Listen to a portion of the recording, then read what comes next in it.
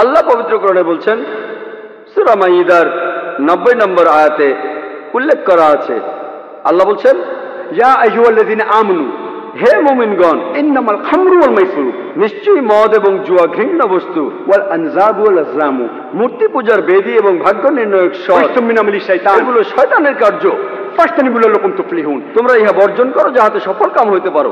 আল্লাহ এখানে আমাদের বলছেন যে মদ্যপান, জুয়া খেলা, হাত গণনা করা, মূর্তি পূজা, এই সব কিছুই শয়তানের কাজ, এগুলো থেকে দূরে থাকো যাতে সফল কাম হতে পারো।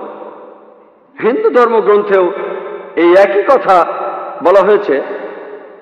মনুস্মৃতি পড়লে দেখবেন 9 নম্বর অধ্যায়ের 235 নম্বর অনুচ্ছেদে হিন্দুইজমে অ্যালকোহলকে নিষিদ্ধ করা হয়েছে। বলা হয়েছে যে একজন পুরোহিতের হত্যাকারী, একজন মদ্যপ, একজন চোর, যে শিষ্য তার গুরুর কথা অমান্য করে, এই চারজনের সবাই আলাদাভাবে তারা গুরুতর পাপে পাপী। এর কয়েকটা অনুচ্ছেদ পরেই মনুস্মৃতির 9 নম্বর অধ্যায় 238 নম্বর অনুচ্ছেদে এই লোকগুলো শাস্তির বিধান দিয়েছে। বলা হয়েছে এই পাপী লোকগুলো কেউ তাদের সাথে খাওয়া দাওয়া করবে না, কেউ তাদের জন্য কিছু উৎসর্গ করবে না, কেউ তাদের জন্য কিছু করবে না, কেউ তাদের বিয়ে করবে না, তাদের এই পৃথিবী থেকে বাদ দেওয়া হবে, সব ধর্ম থেকে তাদের বাদ দেওয়া হবে।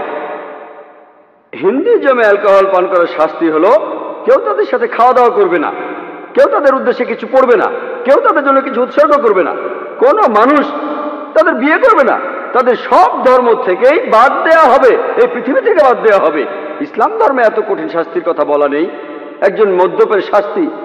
এরপর আরো বলা আছে মনুস্মৃতির 11 নম্বর অধ্যায়ের 55 নম্বর অনুচ্ছেদে বলা হয়েছে যে একজন মদ্যপ, একজন পুরোহিতের হত্যাকারী, যে লোক চুরি করে, যে শিষ্য তার গুরুর আদেশ অমান্য করে, এই সব লোকগুলো আর তাদের যারা সাহায্য করে তারা গুরুতর পাপে পাপী। শুধু মদ খেলেই নয়, যদি আপনি মদ্যপের সাথে থাকেন, মনুস্মৃতির কথা অনুযায়ী 11 অধ্যায় 55 নম্বর অনুচ্ছেদে আছে আপনি গুরুতর পাপ করছেন। মনুস্মৃতির 11 অধ্যায় 94 অনুচ্ছেদে আছে যে মদ তৈরি করা হয় চাউলের ময়লা থেকে, চাউলের ভেতরের ময়লা থেকে, আর ময়লা জিনিস খারাপ, তাহলে একজন পুরোহিত, একজন রাজা বা একজন সাধারণ মানুষ মদ পান করবে না।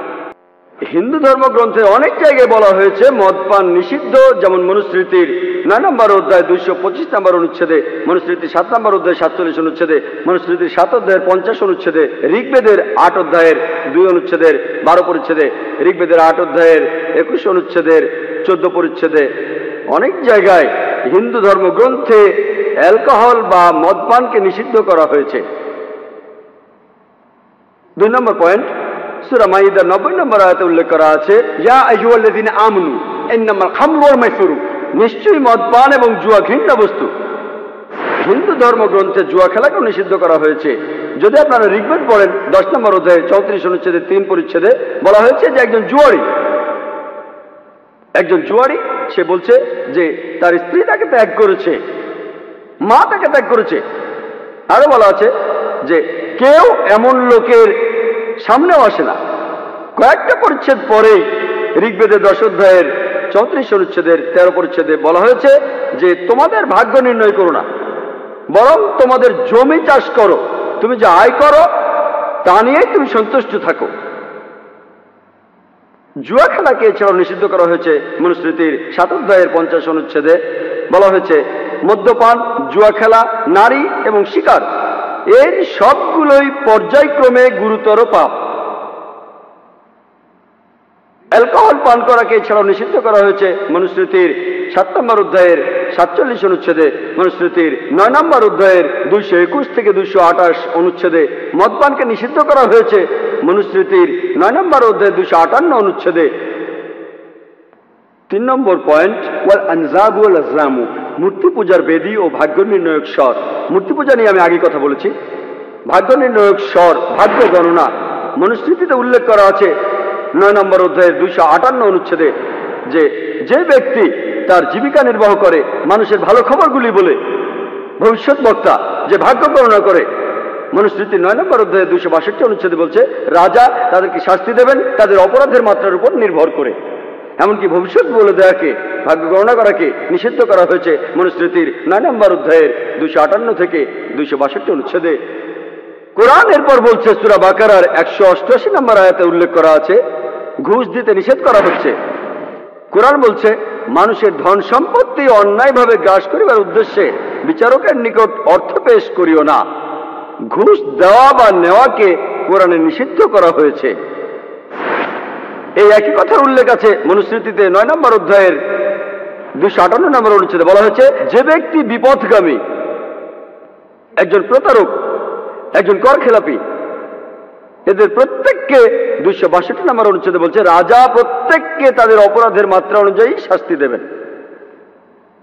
এরপরে কোরআন শূকরের মাংস খাওয়াকে নিষিদ্ধ করেছে 4টি আয়াতে।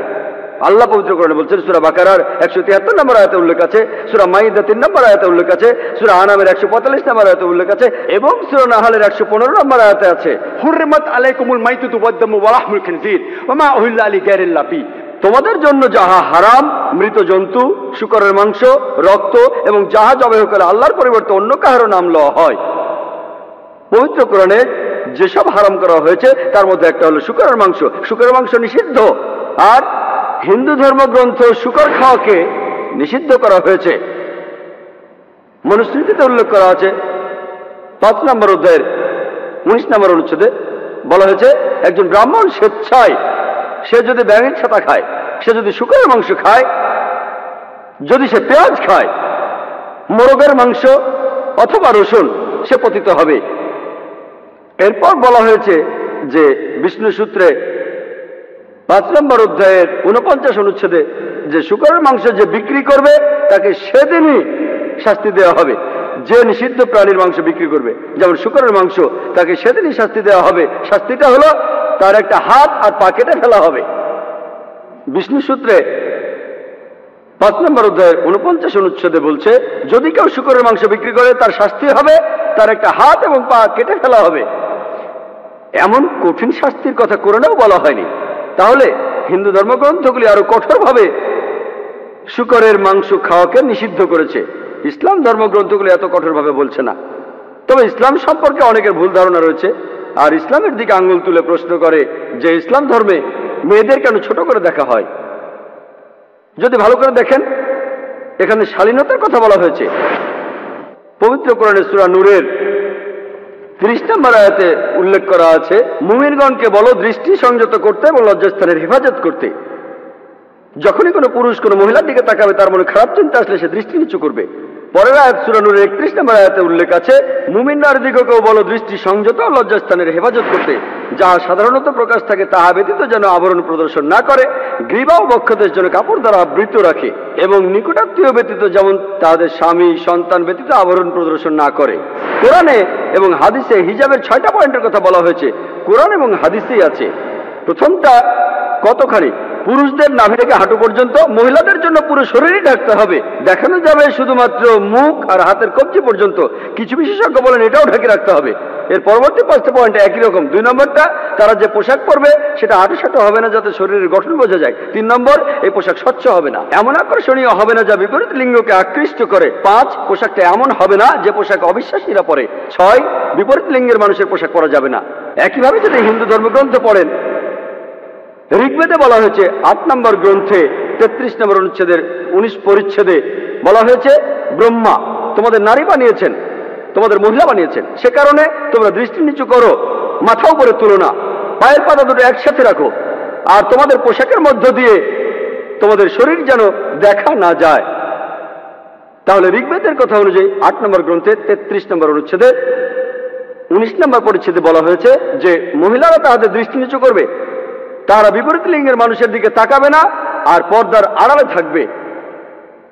এছাড়াও ঋগ্বেদে বলা হয়েছে 10 নম্বর গ্রন্থে 85 অনুচ্ছেদে 30 পরিচ্ছেদে যে এটা শয়তানি আর খারাপ কাজ যে যখন কোনো পুরুষ তার স্ত্রীর কাপড় দিয়ে নিজের উরু ঢেকে রাখে।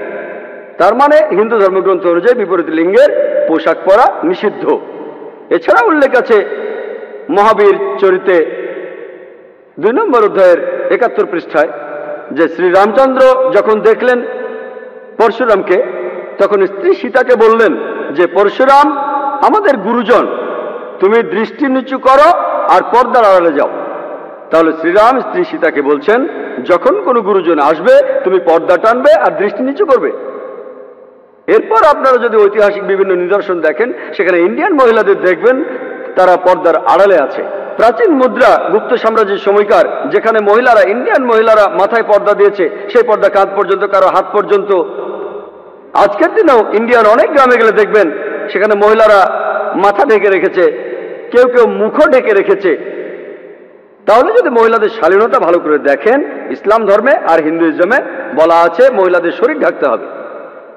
এছাড়া লোকজন আরো বলে যে ইসলাম ধর্ম কেন পুরুষদের একাধিক বিয়ের অনুমতি দিয়েছে। আসলে যদি ভালো করে দেখেন, বেশিরভাগ ধর্মগ্রন্থই পুরুষদের অনুমতি দেয় তারা যতগুলো খুশি বিয়ে করতে পারে। যদি রামায়ণ পড়েন, রামচন্দ্রের বাবা রাজা দশরথ, তার 3 জন স্ত্রী।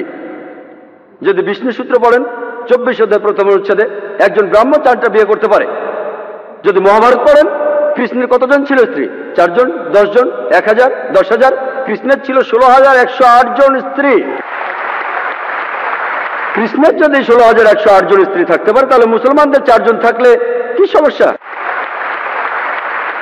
পবিত্র কোরআনে সূরা নিসা 3 নম্বর আয়াতে উল্লেখ করা আছে, নারীদের মধ্যে 2, 3 বা 4 জনকে বিবাহ করো, যদি সুবিচার করতে না পারো তাহলে একজনকে করো। ইসলাম 2, 3 বা 4 জন স্ত্রীর অনুমতি দিচ্ছে, তবে সুবিচার করতে না পারলে একটাই বিয়ে করতে বলছে। যদি সুবিচার করতে পারেন সর্বোচ্চ 4টা বিয়ে করতে পারেন, তার বেশি করতে পারবেন না। ইসলামে বহুবিবাহকে কেন অনুমতি দেওয়া হয়েছে জানতে চাইলে আমার ভিডিও ক্যাসেট দেখুন, ইসলামে নারীদের অধিকার।